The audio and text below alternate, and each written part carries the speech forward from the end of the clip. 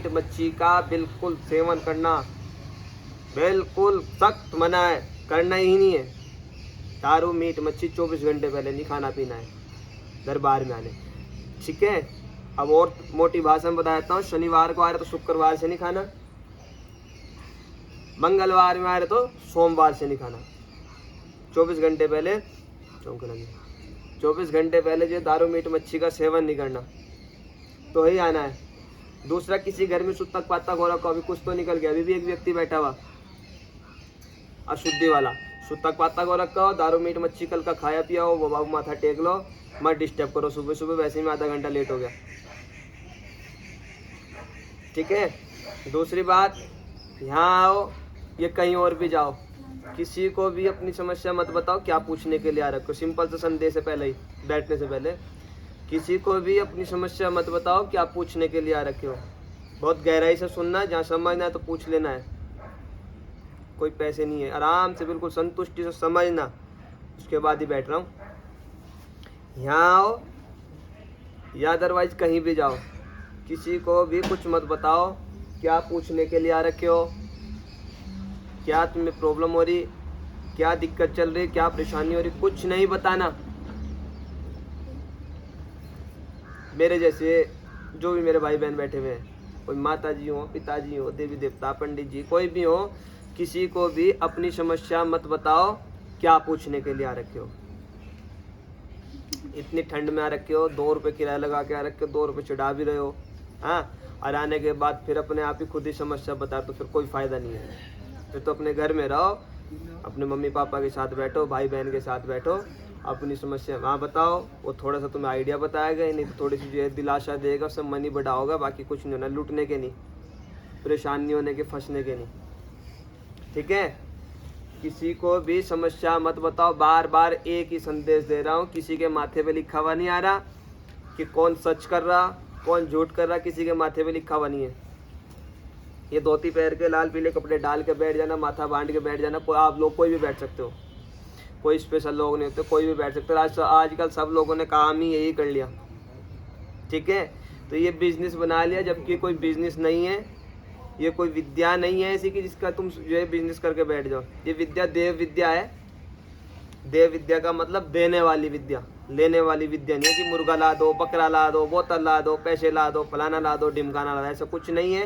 ये देव विद्या होती है, किसी से नहीं मिलती है, भगवान की कृपा से मिलती है, और हर किसी को नहीं मिलती, किसी किसी को मिलती है, और देने के लिए मिलती है, ना कि लेने के लिए, निजी स्वार्थ के लिए या व्यक्तिगत रूप को जो है अपना एक बढ़ावा करने के लिए। यदि कहीं दरबार लग रहा है, कोई चौकी लग रही है, वो चौकी नहीं है, वो आडंबर है। पीछे आवाज आ रही है, वो एक आडंबर है, वो कुछ नहीं है। तो ऐसे आडंबर से और ऐसे पाखंड से बचने का मात्र एक रास्ता यही है, कहीं भी जाओ बहुत भाव के साथ जाओ, बहुत श्रद्धा के साथ जाओ। जब अपने जो है 2 रुपये का किराया लगा के और अनमोल समय खर्च करके आ रहे हो, बिल्कुल भाव के साथ और श्रद्धा के साथ जाओ। वहाँ जाने के बाद जब भी नंबर पड़ता है, बहुत गहराई से मेरी बात सुनना और इसको समझना है। मुझे नहीं पता किसका नंबर लगेगा, किसका नंबर नहीं लगेगा, कौन छूटेगा कौन नहीं छूटेगा, किसकी अर्जी पेशी का पर्चा बनना है, किसका क्या होना, नहीं पता अभी किसी को भी, ना मुझे पता ना आपको पता। लेकिन इतना मैं दावा करता हूँ, मेरी बात यदि आपने समझ ली तो तुम पागल नहीं बनने के कहीं भी। फिर बहुत दुख होता है, आज हर कोई आदमी यही बोलता है आगे, वहाँ गए थे जी, वहाँ भी ठग लिया। समझ रहे हो मेरी बात, फला जगह गए थे, उन्होंने हमें ठग लिया, बोलते हैं लोग। उस जगह गए थे जी, वहाँ में पागल बना दिया। और मैं तुम्हें एक चीज़ बोलता हूँ, तुम इतने मूर्ख इंसान नहीं हो कि तुम्हें कोई भी ठग लेगा। तुम इतने जो है सीधे इंसान नहीं हो कि तुम्हारा कोई भी पागल बना देगा। समझ रहे हो, जब भी तुम भी किसी के भी दरबार में जाते हो, ये गए होंगे, वहाँ जाके तुम बहुत हाथ जोड़ के बैठते हो और ज़बरदस्ती प्रेशर करते हो उन लोगों को कि जी बस कर दो काम, क्योंकि उसने चाहे तो तुम्हारा माइंड वॉश कर रखा हो उस टाइम, या चाहे तुम फंसे हुए हो, दुखों का पहाड़ पड़ा हुआ, कुछ भी हो, उस टाइम आप फंसे हुए होते, आप खुद बोल दो कर दो जी, होता यही है। उसने तुम्हें बताना है शमशान में पूजा लगे कि फलाना ढिमकान, जो भी जिसकी जैसी लैंग्वेज है। तो कोई लूटता नहीं, कोई किसी को लूटता नहीं है, तुम खुद जिम्मेदार हो उस चीज़ के। तुम हाथ जोड़ के बोलते हो जी कर दो काम, कि 10,000 लगेंगे, हाँ जी हमारा ये पकड़ो कर दो बस। अब तुम्हारा काम हो गया तो ठीक बात, नहीं काम हुआ तो फलाना आदमी ने लूट लिया, यही है। कैसे लूट लिया? घर आके तुम्हारे डाका डाला, जबरदस्ती करी, या कोई तुम्हें नशीली दवाई सुंघा के तुम्हारी जेब से निकाले, तुमने खुद दिए, चाहे तुमने उसके विश्वास होके दिए, दुख में फंस के दिए, माइंड वॉश का नतीजा तुम्हारे सामने आए, जो भी हुआ, कोई लूटता नहीं है। और उससे बचने का सिर्फ एक तरीका क्या है, इसको बोलते हैं मूर्खता। जब तक आप जो है दिमाग से काम नहीं लेने के, तब तक तुम जो ऐसे ही लूटोगे। उसका मात्र एक ही तरीका यही है, मेरा मेन मकसद यही है, मेरा कोई दरबार लगाना उद्देश्य नहीं, बार बार बोलता हूँ, मेरा मेन चीज़ यही है। बहुत दुख होता है जब इंसान के चक्कर में आप जो है बेवकूफ़ बन के भगवान को जो है फिर नकारते हो। बहुत दुख होता है उस टाइम जब आप जो है एक इंसान के चक्कर में फंस के भगवान को छोड़ देते हो। बहुत दुख की बात है। आया समझ भाई? थोड़ा हाँ ना करते रहो, या तो समझ आएगा कि हाँ पल्ले बात पड़ रही है, ठंड भी नहीं लगने की।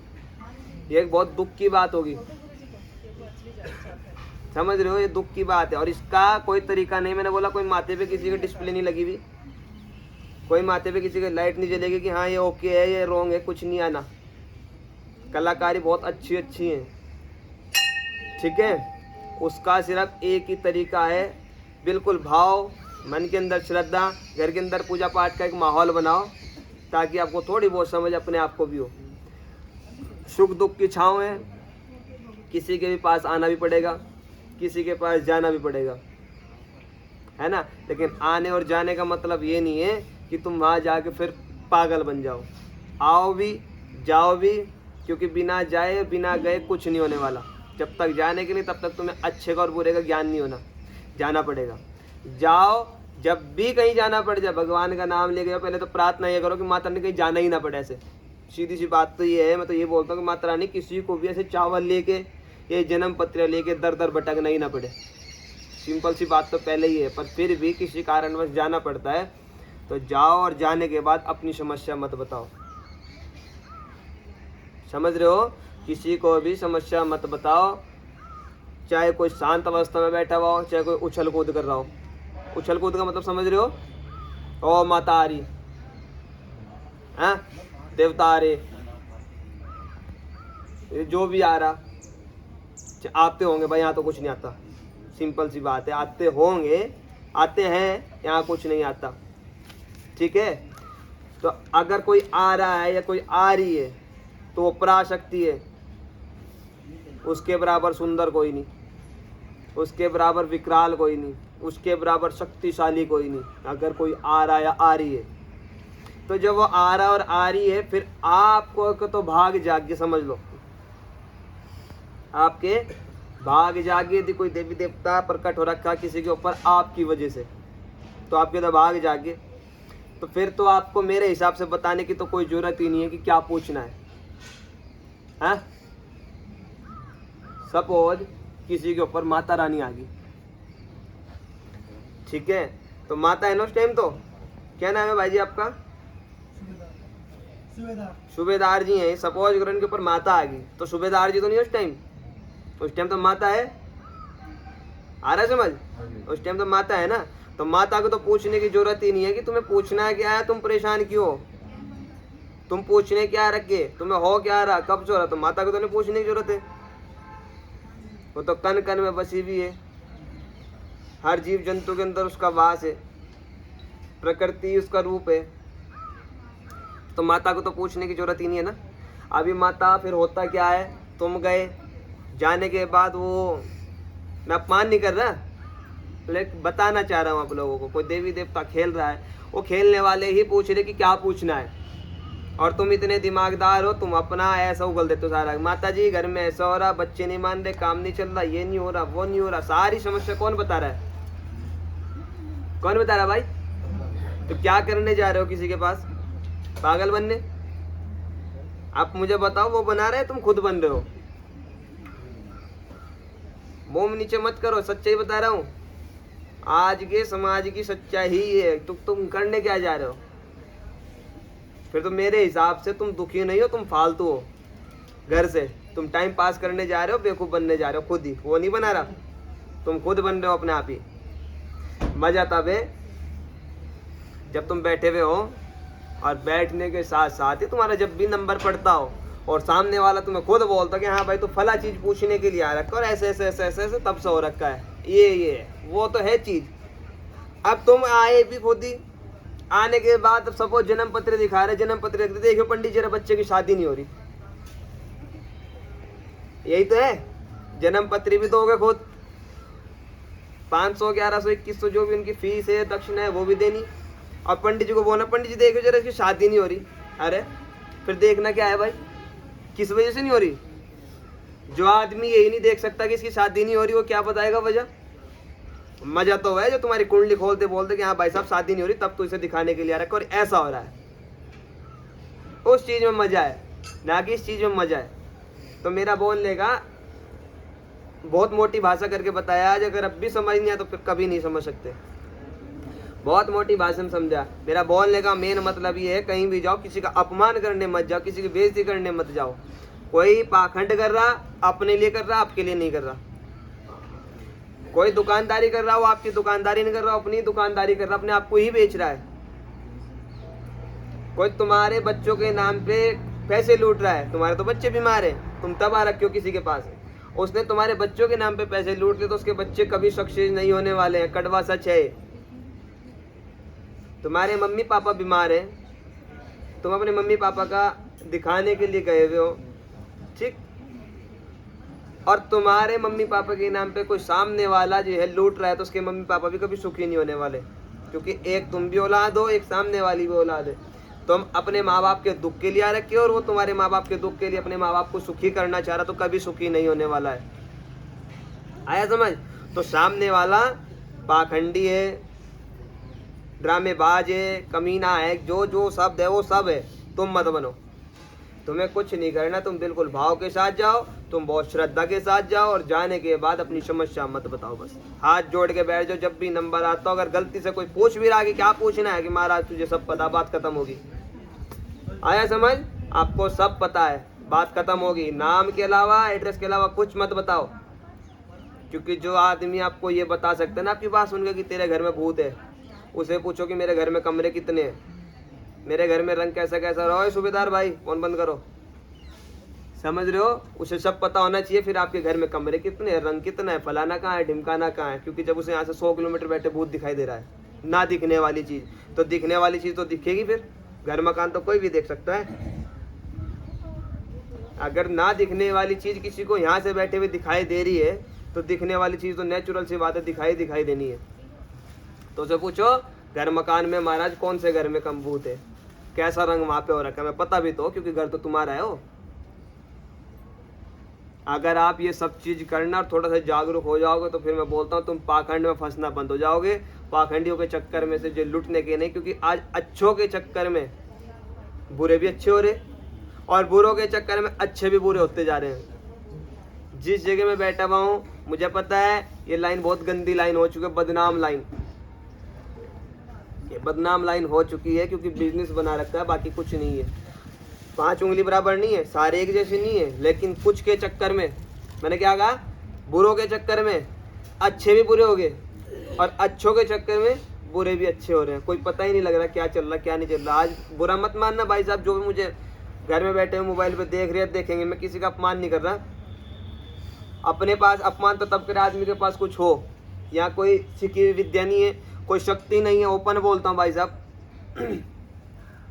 मैंने कोई सिद्धि साधना नहीं कर रखी, कोई अपने ऊपर शक्ति नहीं है, कोई ऐसा सीख के नहीं आ रखा। सीखने वाला तो कुछ है ही नहीं, सीखेगा तो इंसान तब, सीखने वाली चीज़ है ही नहीं, इंसान सीखेगा तो तब। मैं किसी का अपमान नहीं कर रहा हूँ, लेकिन आज का एक कड़वी चीज़ ही होगी, जगह जगह माताओं के इतने आडंबर बना लिए, हर कॉलोनी हर गांव की बात होगी। अपने ज़्यादा दूर नहीं, 4 किलोमीटर का एक्सपीरियंस करो, हर 4 किलोमीटर एरिया में घूम जाओ, चारों दिशाओं में ट्राली भर लो भाई साहब, ट्रालियाँ भर लो चौकी वालों की। काली माता अलग, पीली माता अलग, सफ़ेद माता अलग, नाना प्रकार की माता है जिनके नाम भी नहीं सुना, और दबा के उछल कूद, वो उससे ज़्यादा और वो उससे ज़्यादा, और कुछ पूछ लो तो फिर खुश, कुछ पूछ लो तो फिर खुश है। तो मैं बोल रहा हूँ भाई, देवी देवता प्रकट होते हैं, उसमें कोई शक नहीं है, लेकिन थोड़ा सा संयम आप लोग बनाओ, क्योंकि मैं अपने आप को मैं नहीं बदल सकता, ठीक, मेरे को तभी मैं बदल सकता हूँ यदि कोई मुझे जो समझाने वाला हो, कोई मुझे बताने वाला हो, कोई मुझे रास्ता लगाने वाला हो, कोई सिखाने वाला हो, तो ही तो मैं कुछ कर सकता हूँ। खुद तो मैं अकेला कुछ नहीं कर सकता। खुद तो जैसे चल रहा तो चल ही रहा।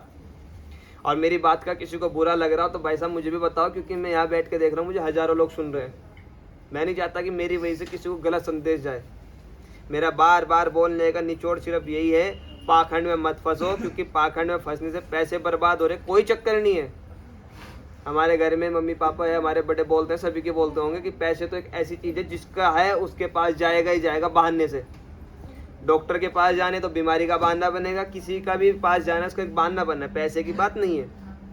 बात ये है, तुम एक बार गए कोई समाधान नहीं पड़ा, 2 बार गए कोई समाधान नहीं पड़ा, ऐसे तुम 4-5 बार जहाँ गए तुम देवी देवता छोड़ रहे हो। समझ रहे हो, भगवान छोड़ने लग गए लोग। क्या करे, बोलो हमने सत्संग ले लिया जी। समझ रहे हो, हमने सत्संग ले लिया है। क्यों लिया हो पता है? जब 4-5 बार जाने के बाद धक्के खाए, धक्के खाने के बाद कहीं से कोई रास्ता नहीं लगा, तो लोगों को जो है माइंड वॉश करके दूसरे लोग लेके जा रहे, हिंदू हिंदू नहीं रह पा रहे, देवी देवता छोड़ दिया। और नाम क्या है? हिंदू है, हम देवी देवता छोड़ दिए। तो उसका मेन कारण यही है और कुछ नहीं है। और पैसे बचाने के लिए नहीं बोल रहा हूँ, मुझे सिर्फ एक सनातन बचाने की छोटी सी कोशिश है। मेरे भाई बहन बहुत अच्छे बहुत बड़े बड़े भी हैं, बहुत अच्छे स्तर पे बैठे, सब लोग कोशिश कर रहे हैं। और मेरे से मैं अकेला नहीं, बहुत हजारों लाखों की तादाद में जो सनातन के लिए कुछ करना चाह रहे। और उसकी शुरुआत यही है, पाखंडियों से बचो, तांत्रिकों के शरणों के भक्तों के चक्कर में मत पड़ो, जिसके चक्कर में तुम पड़ गए तो तुम फिर किसी के चक्कर के लायक नहीं रहते। सबसे पहले घर पड़ोस जाएगा तुम्हारा। क्यों? सब बोलते हैं पड़ोसी ने कर रखा है। कौन पड़ोसी है वो आज तक नहीं पता, और वही पड़ोसी किसी और के पास जा रखा, उसे पता रखा बोलो पड़ोसी ने कर रखा। 2 पड़ोसी में आपस में झगड़ा है सिर्फ मेरे जैसों के बोलने सुनने से। मैं बोलता हूँ अगर पड़ोसी करते भी हैं तो आप ये पूछो बताने वाले को कि जी पड़ोसी ने जिसने कर रखा उसका होलिया बताओ, कहाँ को घर है, कैसा घर है, कैसा रंग है। नाम तो कोई नहीं बताता कि वो फंस जाते हैं खुद ही। लेकिन इतना तो हम कर सकते हैं कि जो इसका एक रंग रूप रेखा घर परिवार तो पता है, तो पता तो लगे कहाँ है। समझ आ रही है मेरी बातें? तो अगर आप ऐसा काम करना शुरू कर दो तो मैं बोलता हूँ आराम लगे या ना लगे, लेकिन तुम पागल नहीं बनने के। आजकल बड़ा ड्रामा हो गया, पितृदोष। सब जितने तुम बैठे हुए हो यहाँ, कहीं गए हुए होंगे किसी ब्राह्मण के पास, कि सबके यहाँ पितृदोष निकल रखा हो, A to Z, कोई बचा हुआ हो गलती से। और मैं बोलता हूँ पितृदोष तब मानना तुम लोग अपने ऊपर, यदि तुमने अपने माँ बाप की सेवा ना कर रखी हो, तब मानना कि हमें पितृदोष है। तुमने अपने माँ बाप की सेवा ना कर रखी हो, किसी ब्राह्मण का अपमान कर रखा हो, किसी साधु संत का अपमान कर रखा हो, कोई गाँव की हत्या कर रखी हो, तो मानना कि पितृदोष है। जब तुमने अपने माँ बाप की सेवा कर रखी जितने तुम सक्षम थे, जब तुमने अपना ये एक जो हक होता है, एक जो धर्म होता है वो निभा रखा, तो काहे का पितृदोष है भाई? बताओ मुझे, काहे का पितृदोष है? अगर तुमने अपने माँ बाप को बुरा मत मानने शब्द बोलना, अगर किसी माँ बाप के साथ तुमने जो मार पिटाई कर रखी हो, गाली गलौज कर रखी हो, तब तो पितृदोष है और उसका निवारण भी फिर कुछ नहीं है। लेकिन जब सेवा कर रखी है, काहे का पितृदोष? फिर भी कोई भूल चूक हो जाए उसके लिए हर आदमी अपने घर में अमावस्या को दान भी करते हैं, श्राद्ध में खाना भी करते हैं, तो काहे का पितृदोष है यार? मत घर भरो किसी के। आए समझ? बोलने का शो का मेरा निचोड़ यही है, तांत्रिकों के भक्तों के शरणों के चक्कर में मत पड़ो, ठीक है? सुख दुख होते हैं, तंत्र मंत्र होते हैं, भूत प्रेत होते हैं, सब कुछ होता है। करना कराना शुरू से चलता आ रहा है, चलता है, चलता ही रहेगा। मेरे मानने सुनने से, आपके मानने ना मानने से कोई फर्क नहीं पड़ने वाला। जो है वो है, लेकिन उसका इंतजार करो, तभी कोई चीज़ मानो। यदि आपकी कोई चीज़ सामने वाला बोल रहा हो, ना कि अपनी चीज़ खुद ही बोल रहे हो, तो क्या फ़ायदा है? फिर तो तुम बेवकूफ़ हो। अगर यहाँ आके भी तुम खुद ही बता रहे हो कि आज ये हमें ये हो रहा, मेरे वो हो रहा, फलाना ये हो रहा, फिर क्या करने आ रहे यार? मत करो ऐसा काम जिसमें जो भगवान बदनाम हो रहा है। आए समझ? मत करो ऐसे काम। और इसलिए बोलता हूँ अपने घर के अंदर एक पूजा पाठ का माहौल बनाओ। कुछ लोग तुम्हारे में ऐसे बैठे जो कभी धूप बत्ती नहीं जलाते घर में, यहाँ दिखाने आ रखे हैं। क्या होगा? कुछ नहीं होने वाला है। आए समझ? यही देखता हूँ, और मैं किसी का नाम नहीं ला, 2-3 बैठे हुए मेरी नज़रों में ही दिख रहे मुझे, यही आते हैं, बोला महाराज दिखाना था कुछ। अब यहाँ जो सेवादार होते हैं कि जी आज तो महाराज नहीं बैठते, मंगलवार को बैठते हैं। अच्छा, वो हमारी बाइक में की को वापस, अब इतनी दूर से आ रखी है तुम, तेल फूक के अपना माथा तो टेक लो ऊपर। महाराज जी क्या करेंगे? कुछ नहीं करता महाराज। महाराज के अंदर भी तुम्हारे जैसा हड्डी खून मांस है, वो भी उसी के सामने बैठ के रोता होगा। हैं तुम वहां से यहाँ तो आगे किसी के बोलने सुनने से, लेकिन यहाँ माथा नहीं टेकना। तो तुम्हें जब मेरे से ही मतलब है तो यहाँ क्यों बैठो? नीचे मिलो, मुझे क्या काम है? यहाँ बैठे तो थोड़ा सा भगवान की तरफ कुछ जुड़ो, घर के अंदर पूजा पाठ करो, अपने बच्चों को एक माहौल बनाओ पूजा पाठ करने का, तो तुम्हारे बच्चे बिगड़ने वाले भी नहीं है। आया समझ?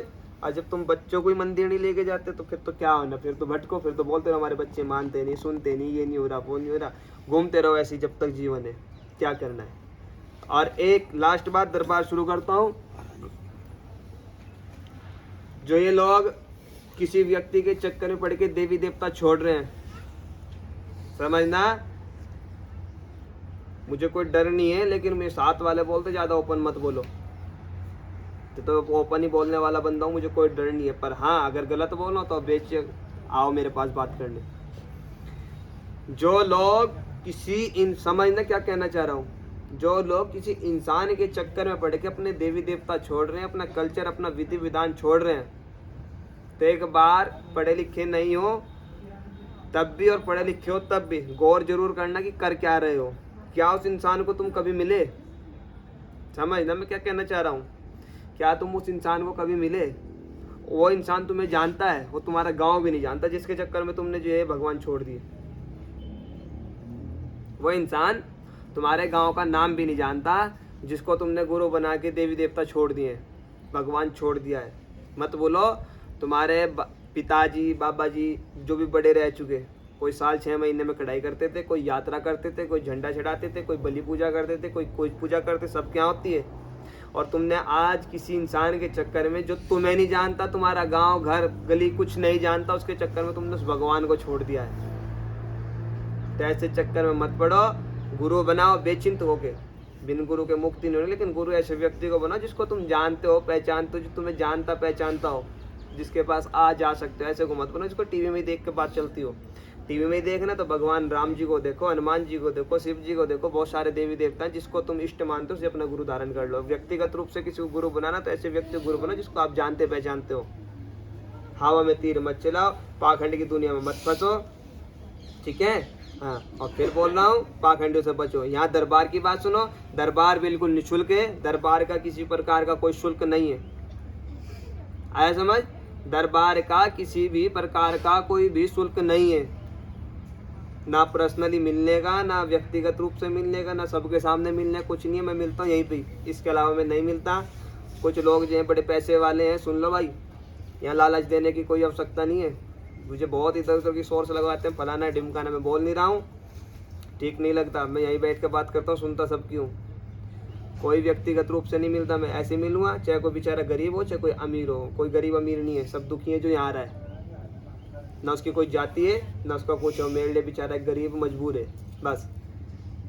दरबार का कोई भी शुल्क नहीं है, ना देखने दिखाने का, ना अर्जी पेशी का। बहुत आराम से सुनना है। ना दरबार का, ना दरबार की अर्जी का, ना दरबार की पेशी का कोई भी शुल्क नहीं है।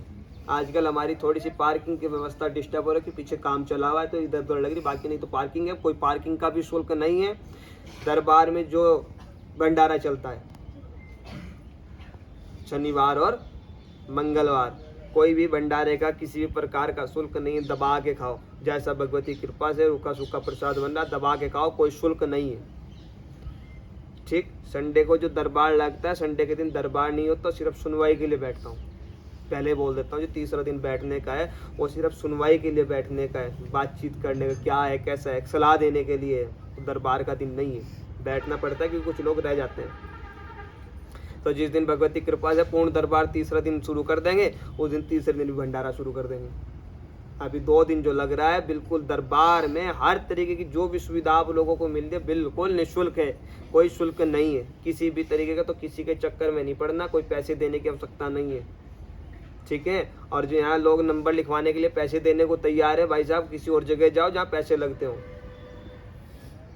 आया समझ? जो लोग यहाँ पैसे दे के जल्दी नंबर लगवाने के चक्कर में होते, कहीं और जाओ जहाँ पैसे दे के काम चलता हो, जहाँ अच्छी जगह हो। क्योंकि यहाँ भूखे नंगे आदमी, यहाँ पैसे ही नहीं अपने पास ही, तो ले कहाँ से? आया समझ? तो किसी प्रकार का कोई भी शुल्क नहीं है। और ये मैं ये नहीं बोल रहा हूँ, बहुत अच्छे अच्छे दरबार, क्योंकि हमारा उत्तराखंडी देवभूमि है, बहुत अच्छे अच्छे दरबार लगे, बहुत अच्छे अच्छे लोग जो लोगों की मदद कर रहे, बहुत अच्छे अच्छे लोग आप लोगों के लिए अपना सब कुछ छोड़ के बैठे हुए हैं। लेकिन इतना एक दावा और करता हूँ, बहुत ही कम ऐसा दरबार होगा, सबको अपने बेर मीठे लगते हैं, बहुत ही कम ऐसा कोई दरबार होगा जो सनातन के लिए खड़ा हो और जो निःशुल्क खड़ा हो। क्या? जो सनातन के लिए और बेसहारा लोगों के लिए खड़ा हो। बहुत कम होंगे, लेकिन हमारे उत्तराखंड में बहुत कम दरबार होंगे गिने चुने जो आपके सनातन के लिए खड़े हों और आप लोगों के रोग दोष दुख दरिद्र के लिए खड़े हुए हों। यहाँ पे खुला खुला शब्दों में लिख रखा है, जो भी आपको पूजा पाठ बताया जाता हो, यहाँ दरबार में पर्चे में एंट्री होती हो, कोई भी पूजा कोई भी पाठ आप जहाँ मर्जी वहाँ जाके करा सकते हो। किसी प्रकार का कोई दबाव नहीं है कि यहीं पे ही कराना है, आप कहीं भी करा सकते हो, यहीं पे कराना है, वो आपकी अपनी पर्सनल इच्छा पर्सनल श्रद्धा है, कोई चक्कर वाली बात नहीं है। दरबार बिल्कुल निःशुल्क है, पैसे का चक्कर में नहीं पड़ना। जो व्यक्ति दरबार में पहली बार आ रखे हो, ये जो सुन रहे हो, और जिन व्यक्ति ने ये सब चीज़ ये फॉलो ना कर रखी हो, वो अपना फ़ोन निकाल के यूट्यूब में जस्सोवाला धाम, इंस्टा में जस्सोवाला धाम, फेसबुक पे जस्सोवाला धाम सर्च करके फॉलो लाइक शेयर जो भी होता हो वो कर लें। कारण उसमें आपको पूरी जानकारी मिलती है, कब दरबार लग रहा है, कब दरबार नहीं लग रहा, क्या दरबार के नियम है, कहाँ पे दरबार लगता है, उसमें सब कुछ डला हुआ है। क्योंकि यहाँ दरबार में भगवती कृपा से फिर नवरात्रे आने वाले हैं अप्रैल के आसपास, और यहाँ हर नवरात्रों में चैत्र के भी और अश्विन मास के भी मैं अपने निजी खर्चे से, कोई मंदिर के खर्चे से नहीं, कोई किसी के सहयोग, तो तुम पता हिंदू लोगों कितना करते हो, बुरा मत मानना, अपने निजी खर्चे से हर 6 महीने में श्रीमद् देवी भागवत और महाचंडी यज्ञ करवाता हूँ। अपने निजी खर्चे से महाचंडी यज्ञ श्रीमद् देवी भागवत, जिसमें काफ़ी संख्या में लोग हिस्सा लेते हैं, जिसका कोई ना तो पूजा का शुल्क होता, महाचंडी पूजा में ना कोई सामग्री का शुल्क होता, निःशुल्क पूजा होती है। समझ आ रही बात? निःशुल्क पूजा होती है। तो किसी भी व्यक्ति को नवरात्रों में अपनी महाचंडी पूजा करानी हो तो बेचिंत होकर दरबार में आ सकता है, कुछ नहीं करना, ना कोई सामग्री का पैसा है, ना कोई दक्षिणा है किसी भी ब्राह्मण की पूजा कराने की, यहाँ तक कि तिलक के भी पैसे नहीं है। आया समझ? कुछ नहीं करना, आओ बस पूजा कराओ और जाओ। काय के लिए? ताकि सनातन जागृत रहे, आप लोगों के भाव जागे रहें, और गरीब से गरीब, खासकर मेन उद्देश्य ये कि गरीब से गरीब उस पूजा का जो है अवसर ले सके। क्योंकि अमीर तो कहीं भी करा लेगा, गरीब नहीं करा सकता। उन गरीबों के लिए हर 6 महीने में कराता हूँ, अश्वनी में भी और चैत्र में भी, हर 6 नवरात्रों में, छठे महीने के जो आते हैं, महाचंडी पूजा का होती है। दरबार में निःशुल्क पूजा चलती है, आओ और पूजा करा के जाओ। कोई पूजा का शुल्क नहीं, कोई सामग्री का शुल्क नहीं। तो ऐसी ऐसी व्यवस्था भगवती कृपा से चलती आ रही है। उसकी जानकारी आपको जो सिर्फ यहीं पे मिलती है, जो हमारा पेज बने हुए हैं यूट्यूब पे, इंस्टा पर, फेसबुक पे। तो ज़्यादा से ज़्यादा कोशिश करो उनको देखने की। आए समझ? और किसी भी व्यक्ति को आप यहाँ का एड्रेस देते हो तो पूरी जानकारी बताओ, 24 घंटे पहले मांस मदिरा का सेवन नहीं करना है। ठीक, दरबार बिल्कुल निःशुल्क है। और सबसे बड़ी बात यह है, दरबार में जितनी भी चढ़ोतरी चढ़ती है, दरबार में जितनी भी चढ़ोतरी चढ़ती है, जो आप यहाँ 10-10 रुपये चढ़ाते हो, हाँ, अब बुरा मत मानना भाई, मैं कोई पैसे से तुलना नहीं कर रहा हूँ। या 10 रुपये चढ़ा के तुम मुझे ऐसा सोचते जैसा खरीद लिया हो।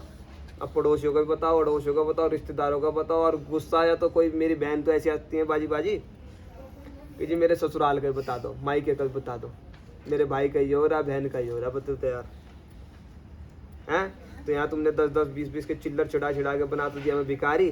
पर ज़्यादा प्रेशर मत करो, ठीक।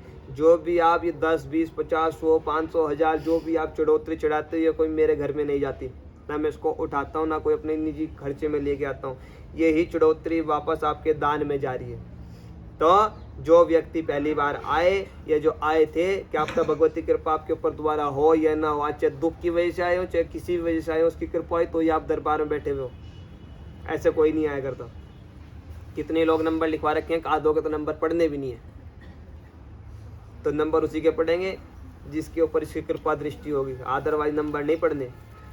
बोलने का मतलब किसी के 10 चढ़े, किसी के 100 चढ़े, वो अजर और अमर हो गए, क्योंकि वही पैसे यहीं लग रहे निर्माण कार्य में। किसी के उन्हीं पैसों से तो कोई बच्चा पढ़ रहा है, उसी पैसों से किसी का राशन जा रहा है, जो आप ये चढ़ोतरी चढ़ा रहे हो। तो इसलिए बोलता हूँ बढ़ चढ़ के हिस्सा लेते रहो, और जो व्यक्ति दरबार से जुड़ना चाहते हो बेचिंत होकर जुड़ो, क्योंकि हमें टीम की सख्त आवश्यकता है जगह जगह, जिससे आने वाले समय में गरीब बच्चों की शादियाँ हो सके। मेन उद्देश्य अब बताता हूँ क्या, उसके बाद दरबार शुरू करता हूँ। सिर्फ कुछ ही कारण दरबार लगाने के हैं। एक क्या, पाखंड खत्म हो सके, और हो रहा है। हमारे क्षेत्र में कुछ लोगों की दुकानें बंद हो चुकी जो मुझे धमकी भरे फोन करते हैं। अब समझ रहे हो? हाँ, एक उद्देश्य कि कुछ को जो है छोटा सा सहारा मिल सके, कोई भूखा ना सोए, कोई बिन कपड़ों के न रहे, क्योंकि तुमने सबने जर्सी स्वेटर डाल रखे हैं, हर किसी के पास नहीं है, सबके आसपास कोई ना कोई ऐसे लोग हैं। तो एक छोटा सा संदेश ये देता हूँ, अपने आसपास के व्यक्तियों का विशेष ध्यान रखो। सबको ठंड लगती है, ठीक है, आसपास के लोगों का विशेष ध्यान रखो। दूसरा उद्देश्य सिर्फ यही कि कल को किसी भी भाई को, किसी भी मम्मी को, किसी पापा को अपनी बेटी की शादी में जमीन ना बेचनी पड़े, कर्ज ना लेना पड़े। बस शादी हो सके, अकेला नहीं कर सकता, उसके लिए मुझे आप सब लोगों की सख्त आवश्यकता है। पैसे की नहीं, आप लोगों की, क्योंकि पैसे से काम नहीं होने। पैसे से काम होते तो बहुत अमीर अमीर लोग हैं, कथा भी नहीं करा सकते घर के अंदर। इसकी कृपा नहीं है, अपने घर के अंदर एक छोटा सा कीर्तन भी नहीं करा सकते। जागरण कराना तो बहुत बड़ी बात, पैसे वाले। और तुम देखोगे गरीबों के यहाँ जागरण होते हुए, अमीर के यहाँ कीर्तन नहीं होता। अमीर के यहाँ कीर्तन नहीं होता और गरीबों के यहाँ जागरण होते देखोगे तुम। क्यों? इसके ऊपर इसकी कृपा, काम पैसे से नहीं होते। तो आप लोगों को सख्त आवश्यकता है। बस दो ही उद्देश्य हैं, एक सनातन के लिए, दूसरा गरीब कन्याओं का। मेन मेरा उद्देश्य है शादियों का, ठीक है। दरबार इसी लग रहा, तो चढ़ोतरी यहाँ कोई मैं नहीं उठाता, चढ़ोतरी वापस दान में जा रही है। तो आपका वो पैसा चढ़ावा हजार और अमर है हमेशा के लिए, उसका यहीं पे निर्माण कार्य हो रहा। कल को मैं रहूं ना रहूं, लेकिन आपका पैसा लगा हुआ है। क्यों? क्योंकि किसी का ईंट आ गई है, किसी का मसाला आ गया, कल को चीज टूट फूट के आती है, भर्ती फिर नहीं भरी जाएगी, इसी भूमि में रहेगा।